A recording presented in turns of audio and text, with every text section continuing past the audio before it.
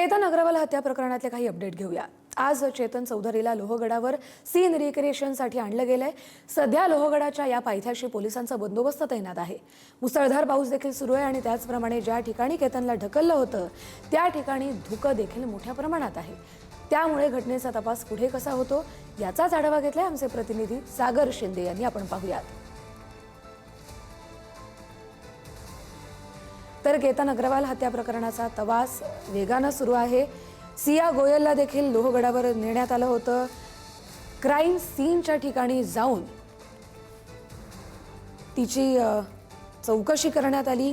नेमकं तिने कुठल्या पॉइंटवर त्याला नेलं आणि तिथून ढकललं त्याच ठिकाणी सिया गोयलला नेलं गेलं आणि आज या लोहगडावरती चेतन चौधरी सिया सोबतचा आरोपी त्याला देखील लोहगडावर नेण्यात आले आणि सीन रिक्रिएशनचं काम सुरू आहे। लोहगडाच्या पायथ्याशी पोलिसांचा मोठा बंदोबस्त तैनात आहे। लोहगडावर ही हत्या झाल्यानं सामान्य पर्यटकांसाठी हा गड सध्या पर्यटनासाठी बंद आहे।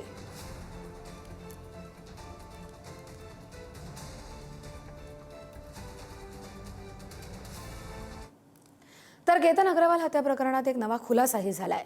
सिया आणि चेतननं हत्येआधीच त्याचा सराव केला होता। लुल्लानगरमध्ये केतनला ढकलून मारण्याचा सराव झाला। लुल्लानगरमध्ये 2 वेळा रिहर्सल केल्याचा पोलिसांनी दावा केलाय। YouTube किंवा गुगलवर हत्येच्या पद्धतींचा त्यांनी अभ्यास केला होता आणि पूर्वनियोजित हत्येच्या तपासाला त्यामुळेच आता नवे धागेदोरे मिळत आहेत। केतन अग्रवाल हत्या प्रकरणाच्या तपासात हा एक धक्कादायक खुलासा झालाय।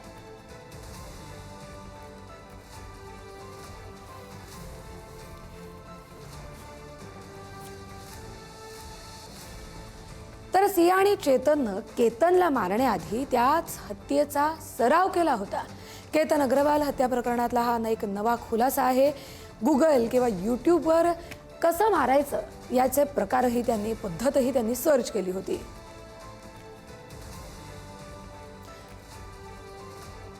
या संदर्भातले अधिकचे अपडेट घेऊया आपले प्रतिनिधी अशोक मुराळे यांच्याकडून। अशोक सर, कस्तुरी हा जो खुनाचा प्रकार आहे अतिशय धक्कादायक आहे आणि हा खून करण्यापूर्वी सिया गोयल आणि तिचा प्रियकर चेतन चौधरी या दोघांनी लुल्लानगरील थर्ड वेव्ह कॅफेमध्ये तर बैठक केली, पण त्याचा केतनचा खून कसा करायचा याचा सराव या दोघांनी लुल्लानगर मधील सेक्टर 37 या ठिकाणी केलेला आहे। तब्बल 2 वेळा मे महिन्याच्या शेवटच्या आठवड्यामध्ये हा सराव करण्यात आलेला आहे आणि त्या ठिकाणी सराव केल्यानंतर 14 जून रोजी पहिला प्रयत्न